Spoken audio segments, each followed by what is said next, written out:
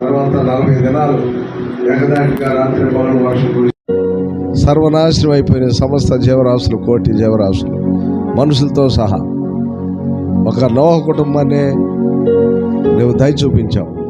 నేటి దినంలో మా అందరి మీద ప్రమాణం వాగ్దానం చేయబడి ఆది కాండములో నువ్వు పశ్చాత్తాపడి మనస్తాపన నొంది తండ్రి ఒక మానవునితో అగ్రిమెంట్ చేసినట్లుగా మరి అన్నడు కూడా ఇలాంటిది జలప్రళయం రానివ్వనని సెలవిచ్చిన ప్రకారం మాకు అంత జలప్రళయం రానివ్వకుండా 1-2 రోజులు 3 రోజులు 4 రోజులకై మేము సతమతం అయిపోతున్నాం, తట్టుకోలేకపోతున్నాం.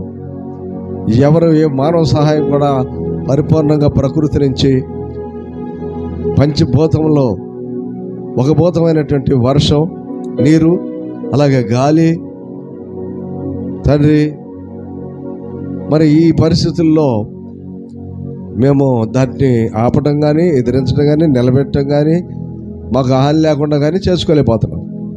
మమ్మల్ని వర్ణించండి.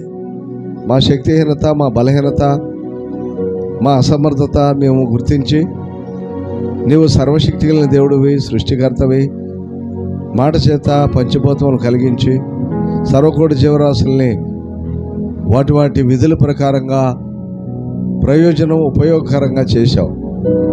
మరి ముఖ్యంగా మానవ జాతి అయిన మమ్మలను నీ స్వరూపంలో చేసుకుని నీ సంతతిగా పేరుగాంచి భూమి మీద నేను మహింపరిచి నీవు అప్పగించిన యావత్ భూమి మీద నీ యొక్క ధన సమృద్ధిని కాపాడటానికి, నువ్వు ఇచ్చిన ధనాన్ని బట్టి తండ్రి నేను మహింపరచడానికి, నీ చేత మహింపరచబడటానికి మాకు ఇచ్చిన ఈ ధన్యతను బట్టి వందనాలు.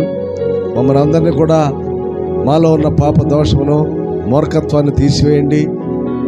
సాఫీగా, సక్రమంగా నీ కొరకు ఆశపడేవారుగా, నీ కొరకు మా ప్రాణం దక్కించుకుని తండ్రి మీ సన్నిధికి చేరాలనేటువంటి, ఆత్మను రక్షించుకుని సన్నిధిలోకి నిలబడాలనేటువంటి ఆసక్తి మా అందరికీ దయచేయమని, దాని కొరకు ప్రభా నీ పరమాందలి దేవా నీ సర్వశక్తి మమ్మల్ని తాకునట్లుగాను, మమ్మల్ని ధైర్యపరిచినట్లుగాను, మాకున్న పరిస్థితులన్నింటి కూడా అధిగమించి దైవ కృప, దైవ దీవెన, దేవుని యొక్క ధనాగారముల నుంచి ప్రభు యేసుక్రీస్తు నీ బాహుబలం చేత గుప్పిళ్ళిప్పి పట్టణాన్ని దీవులు కుమ్మరించి ఇక్కడున్న బిడ్డలందరి యొక్క అవసరాలు ఎస్ఎల్ఎఫ్ మినిస్ట్రీలోనూ సార్వత్రిక సంఘములో ప్రజలందరూ ఎవరైతే అపోహ చేత శోధించబడుతున్న నమ్మకున్నారో వారిని కూడా దయ చూపించి రక్షించి మహిమ, ఘనత, ప్రభావాలు పొందమని నజరేయుడైన యేసు నామములో ప్రార్థించి వేడుచున్నాము తండ్రి.